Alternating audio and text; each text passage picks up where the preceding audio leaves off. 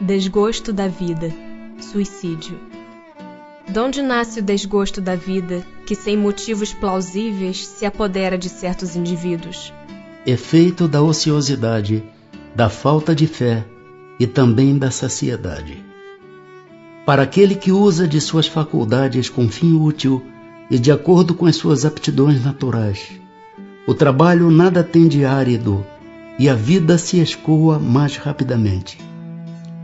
Ele lhe suporta as vicissitudes com tanto mais paciência e resignação, quanto obra com o fito da felicidade mais sólida e mais durável que o espera.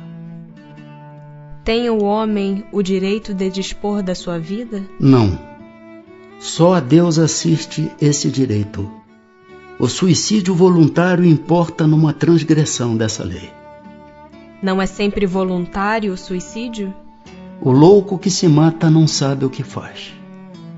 Que se deve pensar do suicídio que tem como causa o desgosto da vida? Insensatos. Por que não trabalhavam? A existência não lhes teria sido tão pesada. É do suicídio cujo fim é fugir às misérias e às decepções deste mundo. Pobres espíritos que não têm a coragem de suportar as misérias da existência. Deus ajuda aos que sofrem e não aos que carecem de energia e de coragem.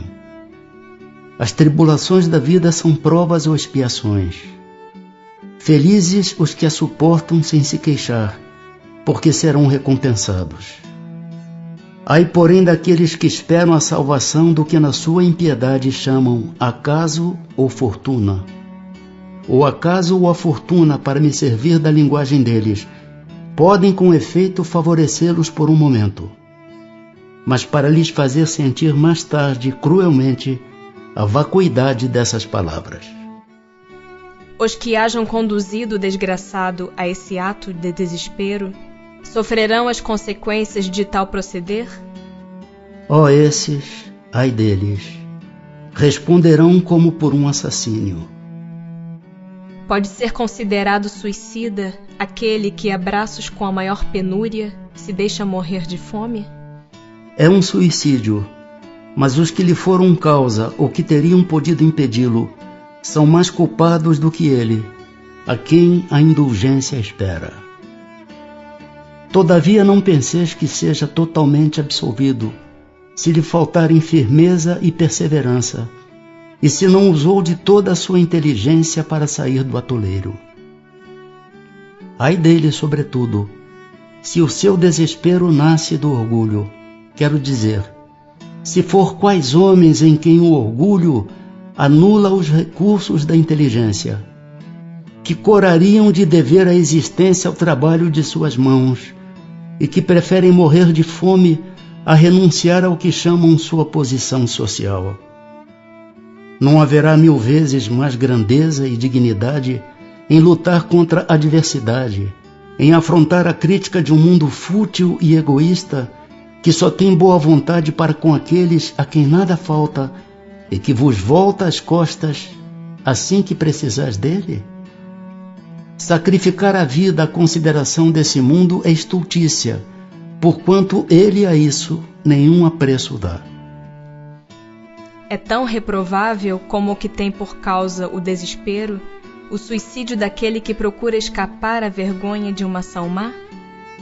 O suicídio não apaga a falta. Ao contrário, em vez de uma, haverá 2. Quando se teve a coragem de praticar o mal, é preciso ter-se a de lhe sofrer as consequências. Deus que julga, pode, conforme a causa, abrandar os rigores de sua justiça. Será desculpável o suicídio quando tenha por fim impedir que a vergonha caia sobre os filhos ou sobre a família? O que assim procede não faz bem. Mas como pensa que o faz? Deus lhe leva isso em conta, pois que é uma expiação que ele se impõe a si mesmo. A intenção lhe atenua a falta. Entretanto, nem por isso deixa de haver falta. Demais, eliminai da vossa sociedade os abusos e os preconceitos, e deixará de haver essa forma de suicídio. Que pensar daquele que se mata na esperança de chegar mais depressa a uma vida melhor? Outra loucura. Que faça o bem, e mais certo estará de lá chegar, pois matando-se retarda sua entrada no mundo melhor, e terá que pedir-lhe seja permitido voltar para concluir a vida a que pôs termo sob o influxo de uma ideia falsa.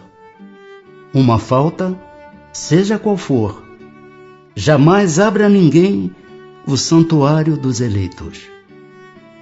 Não é às vezes meritório o sacrifício da vida, quando aquele que o faz visa salvar a de outrem, ou ser útil aos seus semelhantes? Isso é sublime conforme a intenção. E em tal caso, o sacrifício da vida não constitui suicídio. Mas Deus se opõe a todo sacrifício inútil e não o pode ver de bom grado, se tem o orgulho a manchá-lo. Só o desinteresse torna meritório o sacrifício, e não raro quem o faz guarda oculto um pensamento que lhe diminui o valor aos olhos de Deus.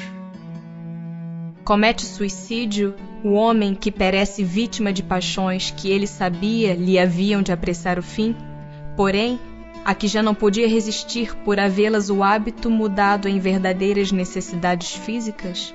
É um suicídio moral. Não percebes que nesse caso o homem é duplamente culpado? Há nele então falta de coragem e bestialidade, acrescidas do esquecimento de Deus. Será mais ou menos culpado do que o que tira a si mesmo a vida por desespero? É mais culpado, porque tem tempo de refletir sobre o seu suicídio. Naquele que o faz instantaneamente há muitas vezes uma espécie de desvairamento que alguma coisa tem da loucura. O outro será muito mais punido, por isso que as penas são proporcionadas sempre à consciência que o culpado tem das faltas que comete. Quando uma pessoa vê diante de si um fim inevitável e horrível, será culpada se abreviar de alguns instantes os seus sofrimentos, apressando voluntariamente sua morte? É sempre culpado aquele que não aguarda o termo que Deus lhe marcou para a existência. E quem poderá estar certo de que, malgrado as aparências, esse termo tenha chegado? De que um socorro inesperado não venha no último momento? Concebe-se que nas circunstâncias ordinárias o suicídio seja condenável. Mas estamos figurando o caso em que a morte é inevitável, em que a vida só é encurtada de alguns instantes.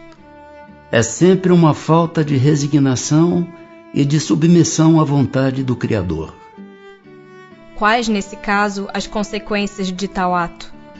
Uma expiação proporcionada, como sempre, à gravidade da falta, de acordo com as circunstâncias. Será condenável uma imprudência que compromete a vida sem necessidade? Não há culpabilidade em não havendo intenção ou consciência perfeita da prática do mal. Podem ser consideradas suicidas e sofrem as consequências de um suicídio as mulheres que em certos países se queimam voluntariamente sobre os corpos dos maridos? Obedecem a um preconceito, e muitas vezes mais à força do que por vontade. Julgam cumprir um dever, e esse não é o caráter do suicídio. Encontram desculpa na nulidade moral que as caracteriza em a sua maioria e na ignorância em que se acham. Esses usos bárbaros e estúpidos desaparecem com o advento da civilização. Alcançam o fim objetivado aqueles que, não podendo conformar-se com a perda de pessoas que lhes eram caras, se matam na esperança de ir juntar-se-lhes? Muito diverso do que esperam é o resultado que colhem. Em vez de se reunirem ao que era objeto de suas afeições, dele se afastam por longo tempo, pois não é possível que Deus recompense um ato de covardia e o insulto que lhe fazem com o duvidarem da sua providência. Pagarão esse instante de loucura com aflições maiores do que as que pensaram abreviar, e não terão para compensá-las a satisfação que esperavam. quais, em geral, com relação ao estado do espírito, as consequências do suicídio?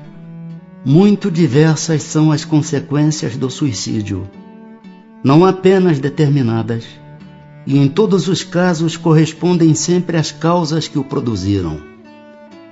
Há, porém, uma consequência a que o suicida não pode escapar. É o desapontamento. Mas a sorte não é a mesma para todos. Depende das circunstâncias. Alguns expiam a falta imediatamente, outros em nova existência, que será pior do que aquela cujo curso interromperam.